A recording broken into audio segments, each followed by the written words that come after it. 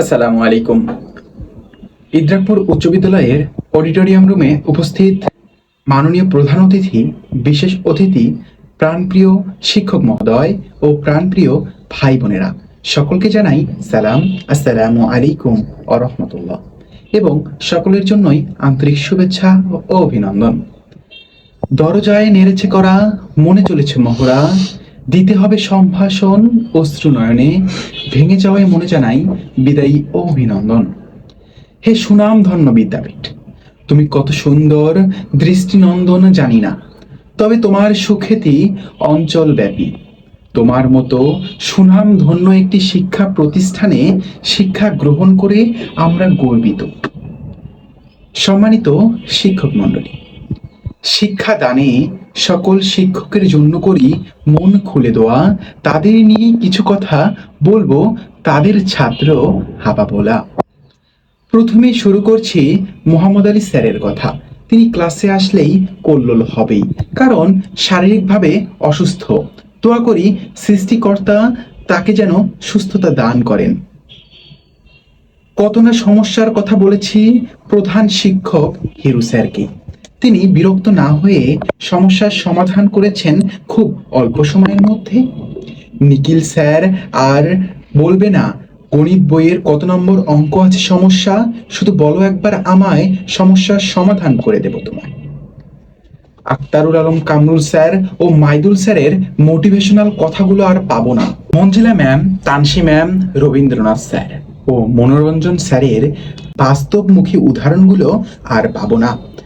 প্রযুক্তি বিষয়ক সমস্যা, কৃষি বিষয়ক সমস্যায় হাবিবুস স্যারের কথাগুলো শুনতে পাবো না।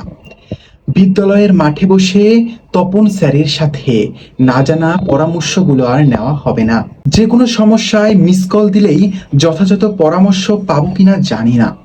নরুন নবী স্যারের সাথে সেভাবে সম্পর্কটা এখনো গাঢ় হয়নি। লক্ষ্মী ম্যাম এসেছেন খুব অল্প সময় হলো। সোহাগী আন্টি, শিমুলি আন্টিকেও আর বিরক্ত করা হবে না। শাকিল ভাই, আলমগীর ভাইকেও আর বলা হবে না ভাই এই রুমে ব্রেঞ্চ নেই, ব্রেঞ্চ লাগবে। আপনাদের নৈতিক শিক্ষা ও ভালোবাসা আমাদের নির্ভীক করে তোলে।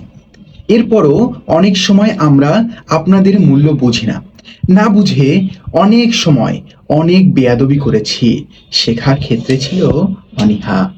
আপনারা সামান্যতম কষ্ট না পেয়ে তবুও আমাদেরকে করেছেন সঠিক পথের পথিক। বিদায়ক্ষণে আমাদের পুরাতন দিনের সকল দোষ ত্রুটিগুলো ক্ষমা দৃষ্টিতে দেখবেন, এই আমাদের কামনা।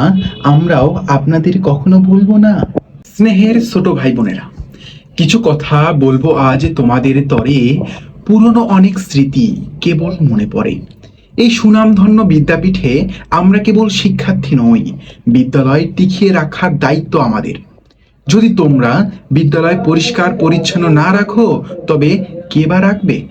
টাইলস ভাঙলে সৌন্দর্য নষ্ট হবে, ব্রেঞ্চ ভাঙলে আসন সংখ্যা কমে যাবে। সবটাই আমাদেরকেই টিকিয়ে রাখতে হবে। চলাফেরায় যদি তোমাদের মনে কষ্ট দিয়ে থাকি বা ছোটখাটো ভুল ত্রুটি করে থাকি, তবে তোমাদের তরে ক্ষমার দুহাত বাড়িয়ে দিলাম। তোমাদের জন্য অফুরন্ত ভালোবাসা ও শুভ কামনা। তোমাদের আগামী চলার পথ শুভ হোক।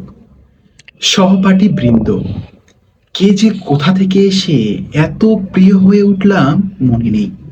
শুধু মনে আছে অসংখ্য স্মৃতিঘেরা মুহূর্ত।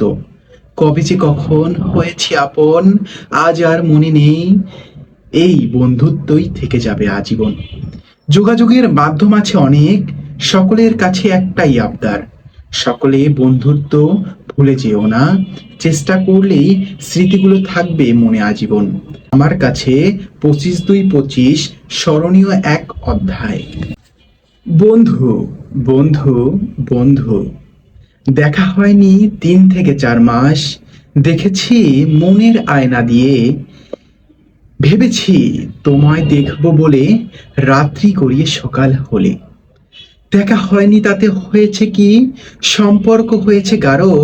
বন্ধু তোমায় নিয়ে দেখেছি ওই না দিগন্তের আলো।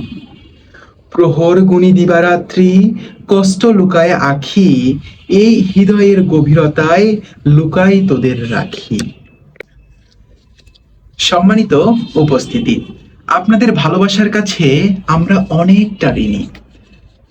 তার চেয়েও বেশি ঋণী আপনাদের প্রদর্শিত পথের কাছে। আমরা যেন সেই পথ পাড়ি দিয়ে ঋণমুক্ত হতে পারি।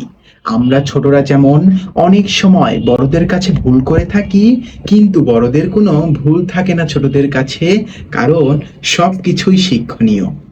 তাই আমাদের ভুল ত্রুটিগুলো ক্ষমার সুন্দর দৃষ্টিতে দেখবেন, আর আমাদের 2025 ব্যাচের জন্য দোয়া রাখবেন। আপনাদের জন্য রইল পূর্ণ ভালোবাসা। পরিশেষে সকলের জন্যই বিদায় সালাম। আসসালামু আলাইকুম ওয়া রাহমাতুল্লাহ।